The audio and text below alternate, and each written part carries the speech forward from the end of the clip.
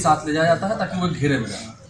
देखिए, ये एक परसेप्शन तेजस्वी जी क्रिएट करने का राज्य में प्रयास कर रहे हैं, लेकिन नीतीश कुमार ने पूरी परिवर्तन यात्रा की रूपरेखा, उन्होंने प्रगति यात्रा की रूपरेखा खुद उन्होंने तय किया है, कहाँ रुकेंगे, कैसे करेंगे। और अगर उनकी यात्रा को बहुत माइन्यूटली देखिएगा तो नीतीश जी जिस जिस जगह जा रहे हैं वो प्रयास कर रहे हैं कि हर जगह पर कहीं ना कहीं टच करें। जनता को इससे मतलब है कि नीतीश कुमार काम कर रहे हैं, या जनता को इससे मतलब है कि नीतीश कुमार किसके साथ उठ रहे हैं और बैठ रहे हैं। जिस जगह पुल के लिए पिछले 50 साल से लोग परेशान थे, अलौली में, जहां 50,000 की आबादी थी, वहां मुख्यमंत्री खुद गए उस जगह पर जहां पर पुल का निर्माण होना है अलौली में। तो ये इम्पोर्टेंट है कि प्रदेश का मुखिया, जिसको लोग विकास पुरुष कह रहे हैं, वो 50 साल से जिस नाव पर अपने बच्चों को पढ़ाने आता है, ईंटा सीमेंट ले जाता है, अपनी मक्का की जो खेती है उसको नाव से लाता है, वहाँ पर पुल बने और नेता खुद उस पुल पर देख के जा रहे, वो इम्पोर्टेंट है कि तेजस्वी यादव का बयान इम्पोर्टेंट है। इम्पोर्टेंट ये है कि मुख्यमंत्री को देखने के लिए कितने लोग रोड पर खड़े हैं, वो ज़्यादा इम्पोर्टेंट है कि जन स्वराज के नेताओं का बयान इम्पोर्टेंट है। हमारे लिए तो जनता इम्पोर्टेंट है ना, लेकिन और मुख्यमंत्री का काम इम्पोर्टेंट है।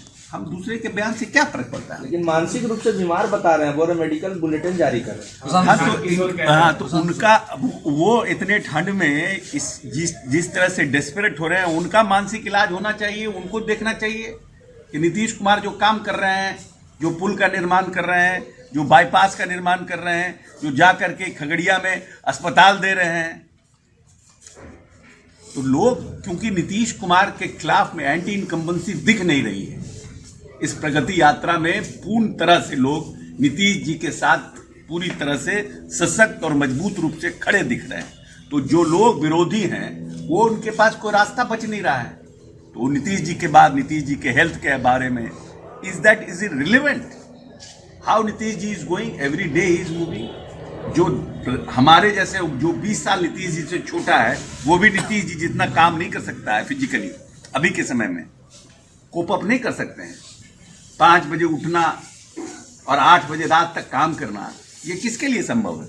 उसको आप कह रहे हैं कि वो हेल्थ से बीमार है। वो लोग जा करके सब जगह स्कीम्स देख रहे हैं, पुल पे जा रहे हैं, जहां जहां बाईपास बन रहा है, जहां जहां वो सब चीज़ों को देख रहे हैं और वहां अनाउंस कर रहे हैं।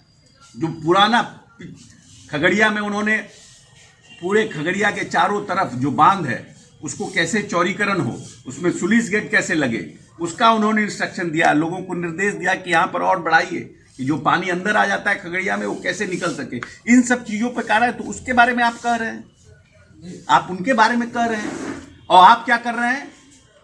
इस ठंड में गंगा जी में नहा रहे हैं और समझ रहे हैं कि महाकुंभ है यहाँ। खिचड़ी भी चलता है, खिचड़ी भी।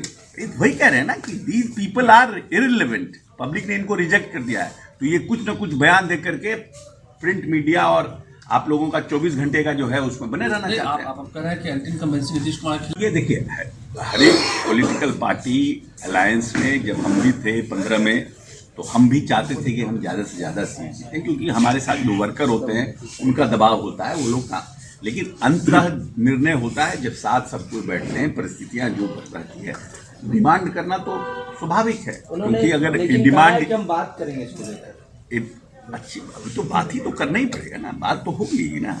हर कोई अपना अपना डिमांड देगा, लोकसभा अपना डिमांड देगा, रालोसपा अपना डिमांड देगा, जनता दल यूनाइटेड का अपना है, बीजेपी का अपना है, क्योंकि सब वर्कर हैं, सब लोग चाहते हैं लड़ना। लेकिन एकोमोडेशन तो 243 है, उसी में एडजस्ट होना है सबको। दिल्ली चुनाव में नहीं, वो नहीं, फिर that was not against Nitish Kumar, वो एक साजिश थी। Let's not talk about that. वो बहुत बोलने का, वो एक जनता दल यूनाइटेड के खिलाफ एक साजिश थी, जिसका ये नतीजा था। जनता का वोट हमारे खिलाफ नहीं है। नीतीश जी को अभी भी प्रदेश की जनता सबसे ज्यादा प्यार करती है और उनको नेता मानती है और उनके हाथों में अपने आप को सुरक्षित मानती है।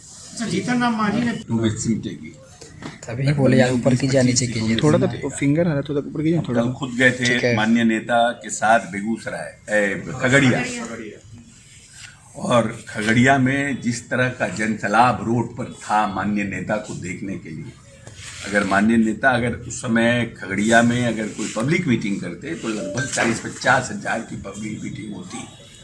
बेलदौर, अलौली और खगड़िया ये 3 विधानसभा को माननीय नेता ने कल टच किया था और इन तीनों विधानसभा में जितने लोग थे 50 हजार के आसपास रोड पर माननीय नेता को देखने के लिए, चाहे वो बच्चा हो, बूढ़ा हो, औरत हो, मर्द हो, और जो उत्साह देखने को मिला। हम भी एक लंबे समय से बिहार की राजनीति में और खुद भी पार्टी के अध्यक्ष रहे हैं। मैं समझता हूं कि जो उत्साह और जो उल्लास नीतीश कुमार के काम का लोगों के मन में है, उसके सामने इस बार कोई टिकने वाला नहीं है। और हमारी जो एनडीए की बैठकें हो रही हैं, चाहे वो बेतिया में हो, मोतिहारी में हो, और जिस तरह का लोगों में उत्साह है, जिस तरह से हम पांचों पार्टी अपने आप में पूरी तरह से इंटैक्ट हैं, हमको नहीं लगता है कि इस गठबंधन का इस बार कुछ होने वाला है। इस बार 2010 से भी बुरा हाल होगा आरजेडी अलायंस। अच्छा, लालू जी का बड़े डिसीजन लेने की स्थिति में क्या लगता है पार्टी में? लालू जी बड़े डिसीजन लेने की स्थिति में है क्या? क्योंकि अलग अलग स्टेटमेंट आता है, पोस्टर छपता है उसमें लालू यादव का चेहरा नहीं दिखता है। वो आरजेडी का अपना इंटरनल मैटर है। लेट आज परेशानी बढ़ जाएगी। क्यों, हमारी क्यों परेशानी? परेशानी तो उन जिनकी बढ़ती है वो नए नए पार्टनर्स पूछते हैं ना। हम तो फिट हैं, हमने सब अपना लीकेज सील कर लिया है। We are comfortable. एक समय में लालू जी ने कहा था नए साल पर जी अगर नीतीश जी आएंगे, भाई हैं तो माफ़ कर देंगे। वहीं दूसरी ओर तेजस्वी यादव कह रहे हैं कि हमारे यहाँ दरवाजा बंद है। ये सब तो उनका है ना, हम लोग आना चाहते हैं ना, हम लोग नहीं जाना, हम लोगों का कोई इंटरेस्ट नहीं है। अब लालू प्रसाद यादव जी की पार्टी के साथ हमारे नेता ने स्पष्ट रूप से कर दिया है कि we don't have any interest in RJD. We have grown with BJP, और बीजेपी के साथ हमारा एक पुराना अलायंस है। अटल बिहारी वाजपेयी जी ने नीतीश कुमार जी को आशीर्वाद दिया और प्रदेश की जनता का प्यार मिला, और नीतीश जी ने जंगल राज से बिहार को बाहर निकाला।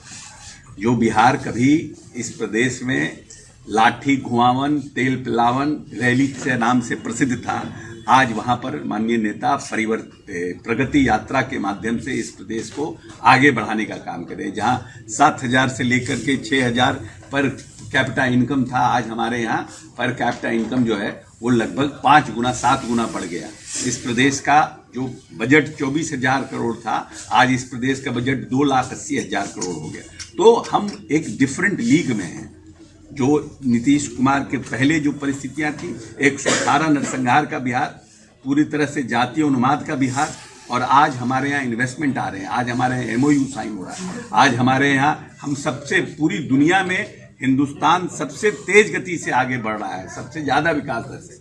और उस हिंदुस्तान में नीतीश कुमार के नेतृत्व में हमारा बिहार 11-11.5% पूरे देश के विकास दर से भी तेज गति से आगे बढ़ रहा है। इसीलिए हमारा फ्यूचर नीतीश जी के हाथों में सुरक्षित है, और हम समझते हैं कि नीतीश जी आने वाले जो हमारा 5 साल है, बिहार एक लंबी विकास का छलांग लगाने वाला है। ठीक है, कभी कभी परिस्थितियां ऐसी रहती है, और हमारे जो सीनियर लीडर्स थे वो लोग संपर्क में थे। एक सीट मिली है, बुरारी की सीट मिली है। कभी कभी अपने you have to be accommodative with your alliance partner, and you have to see कि how the alliance partner is comfortable, because I am not going to form a government there. हम government बनाने की स्थिति में नहीं है, 2 भी seat लड़ते तो भी, तो जो गवर्नमेंट बनाने की स्थिति में है उसको हम और ताकत दें और परिस्थितियां को बनाएं। ऐसा डिमांड लेकिन 2 सीटों का तो ठीक है, परिस्थितियां बनी ना, तो बात क्लोज क्या हुआ, that is the main result. हम बात तो बहुत कुछ करते हैं। ये माना जाता है कि कांग्रेस फिर से एकजुट होकर के तैयार हो रही है, किस तरह से? उनको लगता है कि जिस तरह से आरजेडी ने कांग्रेस को अभी दिल्ली में जिस तरह से उन्होंने कहा कि लोकसभा चुनाव में हमारा अलायंस था, तो अपने लोगों का बिहार में मनोबल ना गिरे, इसलिए राहुल गांधी जी आ रहे हैं। इम्पैक्ट पड़ेगा लगता है। इम्पैक्ट राहुल जी पहले भी आ चुके हैं, लेकिन पिछले लगभग 3 दशक से आरजेडी के सहारे ही बिहार की राजनीति कर रहे हैं। लोगों को बहुत उम्मीद था कि जब राहुल गांधी जी राष्ट्रीय अध्यक्ष हुए थे कि कांग्रेस अपने पैरों पर बिहार में खड़ी हो पाएगी उनके नेतृत्व में, क्योंकि बिहार में कांग्रेस को खोने के लिए कुछ नहीं है।